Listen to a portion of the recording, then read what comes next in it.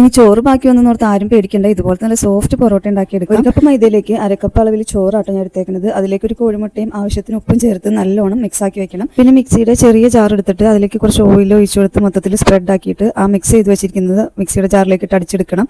നല്ല പശപശപ്പ് പോലെ ഇരിക്കുകയാണെങ്കിൽ നമ്മൾ കുറച്ചും കൂടി ഓയിൽ ഒഴിച്ചിട്ട് നല്ലോണം സോഫ്റ്റ് ആക്കി അടിച്ചെടുക്കുക. അങ്ങനെ എല്ലാം അടിച്ചെടുത്ത് നമ്മൾ മൊത്തത്തിൽ കുറച്ചും കൂടി ഓയിൽ ഒഴിച്ച് മിക്സ് ചെയ്ത് നല്ല സോഫ്റ്റ് ഡോ ആക്കി വെക്കണം. ഇതൊരു 10 മിനിറ്റ് റെസ്റ്റ് ചെയ്യാൻ വെക്കണം. നനഞ്ഞ തുണി കൊണ്ട് ക്ലോസ് ചെയ്ത് വെക്കണം കേട്ടോ. പിന്നെ 10 മിനിറ്റ് കഴിഞ്ഞിട്ട് നമ്മൾ ഒന്നും കൂടി മിക്സ് ചെയ്ത് ചെറിയ ഉണ്ടകളാക്കി മേളിലിങ്ങനെ ക്രാക്ക് ഒന്നും വരാത്ത രീതിയിൽ ഉണ്ടകളാക്കി വെക്കണം. അതിലേക്ക് കുറച്ച് ഓയിലും കൂടി സ്പ്രെഡ് ചെയ്തിട്ട് ആ നനഞ്ഞ തുണി കൊണ്ട് തന്നെ നമ്മൾ വീണ്ടും 10 മിനിറ്റ് റെസ്റ്റ് ചെയ്യാൻ വെക്കണം. അങ്ങനെ റെസ്റ്റിംഗ് ടൈം കഴിഞ്ഞ ശേഷം നമുക്ക് ബോൾസ് എല്ലാം എടുത്ത് കൗണ്ടർ ടോപ്പിലിട്ട് നമുക്ക് കൈ കൊണ്ട് തന്നെ പരത്തി കത്തി കൊണ്ട് ഇങ്ങനെ നൂല് കണക്ക് വരഞ്ഞെടുക്കാം. എന്നിട്ട് 2 സൈഡിൽ നിന്നും ഒരുപോലെ സെന്ററിലേക്ക് നമ്മൾ കൊണ്ടുവരണം. അത് നമുക്ക് ചുരുട്ടി പൊറോട്ട ചുറ്റും പോലെ ചുറ്റി വെക്കാം. എല്ലാം ഇതുപോലെ എടുത്ത് കഴിഞ്ഞിട്ട് നമുക്ക് അപ്പം തന്നെ ഒന്നും കൂടി പരത്തി പൊറോട്ട ചുട്ടെടുക്കാവുന്ന കേട്ടോ. അങ്ങനെയെല്ലാം ഞാൻ ചുട്ടെടുത്തിട്ടുണ്ട് കേട്ടോ. പിന്നെ നമ്മൾ പൊറോട്ട ആണെങ്കിൽ ഒരടിയെങ്കിലും അതിന് കൊടുക്കണമല്ലോ. അങ്ങനെ എല്ലാം ഒരുമിച്ച് വെച്ച് 2-3 അടിയൊക്കെ അടിച്ച് സോഫ്റ്റ് പൊറോട്ട നമുക്ക് കിട്ടിയിട്ടുണ്ട് കേട്ടോ. വീഡിയോ ഇഷ്ടമായ സപ്പോർട്ട് ചെയ്യണേ. Thank you.